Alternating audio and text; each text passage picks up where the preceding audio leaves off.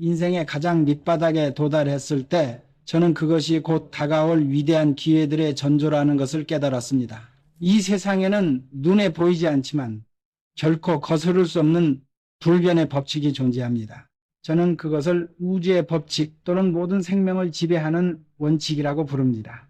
제가 가장 먼저 나누고 싶은 가장 근본적인 토대는 삶의 긴 여정에서 일어나는 모든 좋은 일과 나쁜 일은 결국 균형 상태로 되돌아온다는 것입니다. 마침내 모든 것은 조화를 이루도록 되어 있습니다. 이것은 우리가 살고 있는 이 행성을 지배하는 유일하고 절대적인 법칙입니다. 이 법칙의 근원은 바로 세상의 형성, 즉 빛과 어둠, 긍정과 부정, 남성과 여성이라는 두 개의 상반된 에너지 사이의 기적적인 균형에서 비롯됩니다. 저는 현대 혼다를 무에서부터 일으켜 세우는 과정 내내 이 법칙을 목격했습니다. 우주는 모든 것이 균형의 법칙에 묶여있는 특별한 시스템으로 작동합니다. 그러므로 우리 삶 또한 이 지배에서 벗어날 수 없습니다. 저는 성공을 이룰 때마다 어떤 대가를 치러야 한다는 것을 알았습니다. 반대로 실패에 직면할 때마다 새로운 기회가 나타날 것이라고 확신했습니다. 결국 삶은 끊임없는 순환입니다. 당신의 삶을 되돌아보세요. 성공의 순간들을 경험하고 바로 뒤에 어려움이 닥쳤던 적이 없나요? 아니면 모든 것을 잃었다고 생각했을 때 갑자기 기적적인 일이 일어난 적은요? 고생 끝에 낙이 온다나 인생은 한 번의 여행과 같다와 같은 한국의 속담들은 바로 이 법칙에서 비롯되어 여러 세대에 걸쳐 전해져 왔습니다.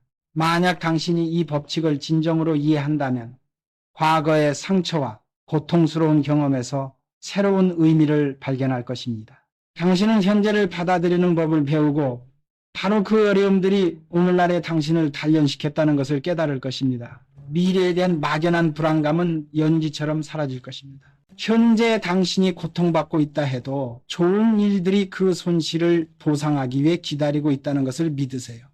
당신은 더 이상 눈앞의 사건들에 휩쓸리지 않을 것입니다. 고통스러운 경험은 일상생활 속에 소박한 행복을 깨닫게 해주는 기회입니다. 실패는 작은 것들을 소중히 여기게 해주는 축복입니다. 이것에 대해 생각해 보세요.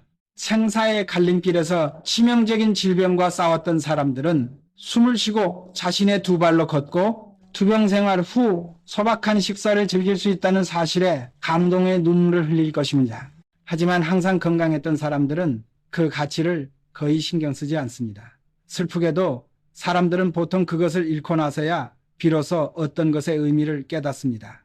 저는 현대가 한국의 상징이 되기 전에 아무것도 없는 상태에서 창업하고 수많은 실패에 직면했던 힘든 세월을 통해 이것을 배웠습니다. 바로 그 손실들이 저에게 매 순간을 소중히 여기고 삶의 균형을 믿도록 가르쳤습니다.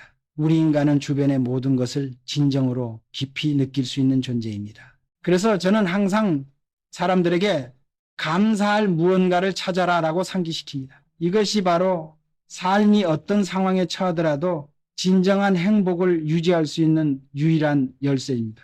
샤워기에서 나오는 깨끗한 물, 추운 겨울밤 따뜻한 이불 속에서 누리는 편안한 잠, 손가락 터치 한 번으로 켜지는 방의 전등에 대해 생각해 보세요.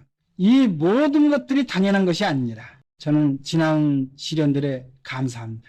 왜냐하면 그런 모든 순간들이 사실은 기적의 연속이기 때문입니다. 만약 당신이 고난을 겪지 않고 자랐다면 당신은 얼마나 큰 감사가 필요한지 깨닫기 어려울 것입니다. 그리고 그로부터 당신의 행복감은 끝없이 솟구칠 것입니다.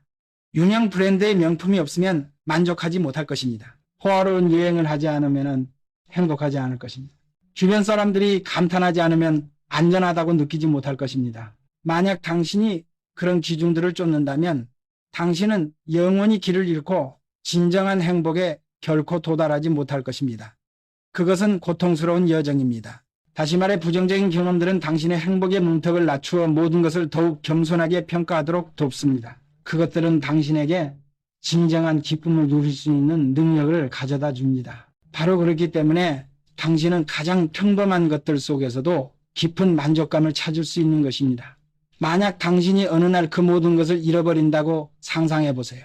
당신은 더 이상 안정적인 직업, 돌아갈 따뜻한 집 또는 나누 사랑하는 사람이 있다는 것에 감사하기 위해 자신을 강요할 필요가 없을 것입니다.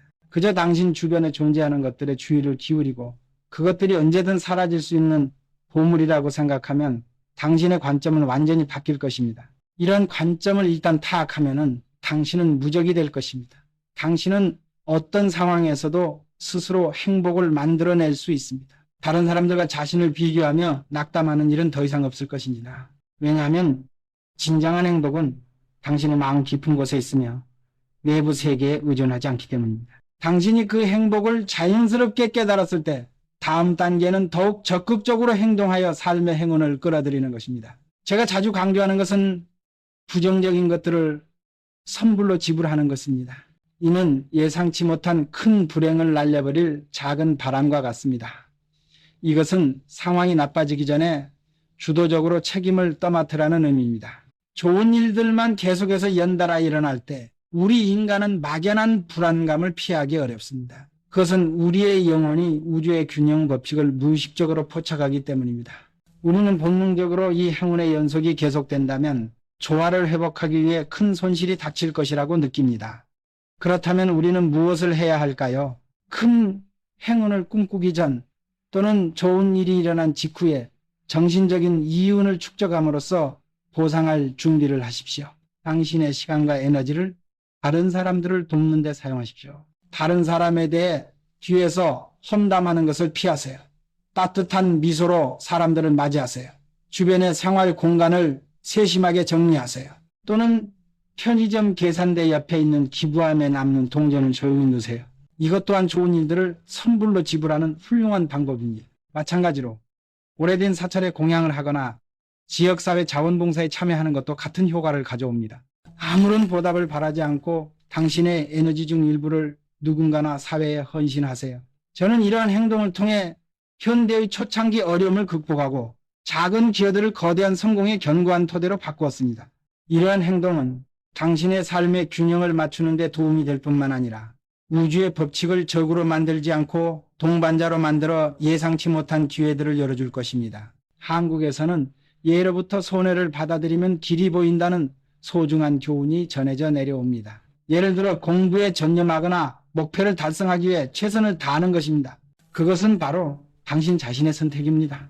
비록 때로는 고통스러울지라도 그러한 노력들은 깊은 의미 있는 성장을 가져다 줍니다. 심지어 깊은 만족감을 선사할 수도 있습니다. 반대로 예상치 못한 불행에 갑자기 직면한다면 당신은 오직 절망만을 느낄 수 있습니다.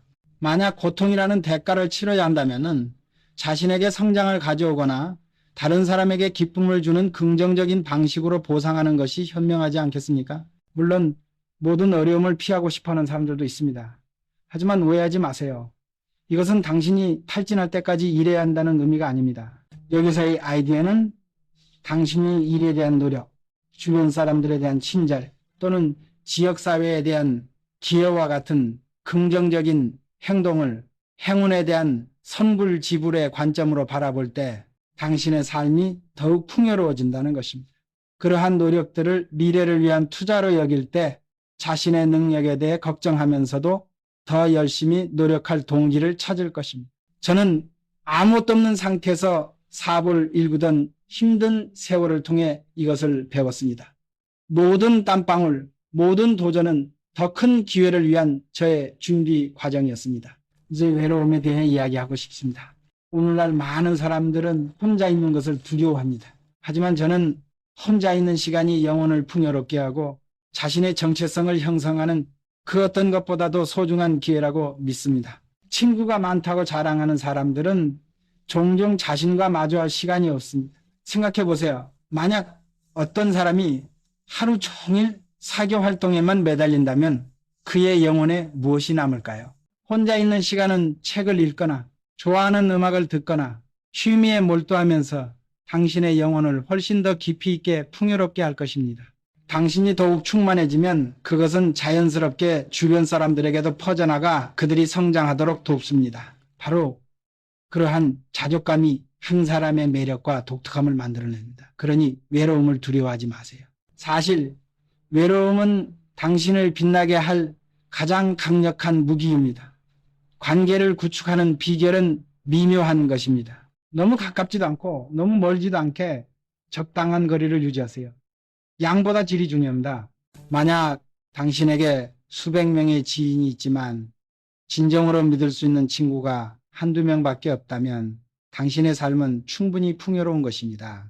이 이야기들을 경청해 주셔서 감사합니다. 만약 지금 당신이 고통 속에서 삶의 가장 깊은 바닥에 있다면 그것은 단지 일시적인 단계이며 앞으로 기다리고 있는 무한한 행복과 기적을 맞이하기 위한 준비 과정이라는 것을 기억하세요. 어둠이 깊을수록 새벽은 더욱 가깝습니다. 삶도 마찬가지입니다. 가장 힘든 순간들이 곧 다가올 밝은 날들의 신호입니다. 당신의 여정이 사랑과 기쁨으로 가득하고 다채로운 색으로 빛나기를 진심으로 바랍니다. 그래서 매일이 소중한 선물이 되기를 바랍니다. 오늘날의 도전들이 내일의 행복으로 당신을 이끌어 줄 것이기 때문에 매 순간을 소중히 여기세요. 이 마음에서 우러나온 이야기들을 들어주셔서 감사합니다. 이 말이 당신에게 의미가 있다면 채널을 구독하여 삶에 대한 더 깊은 교훈들을 함께 탐험해 주세요. 당신의 응원은 채널이 긍정적인 가치들을 계속해서 전파하는 데 큰 힘이 됩니다.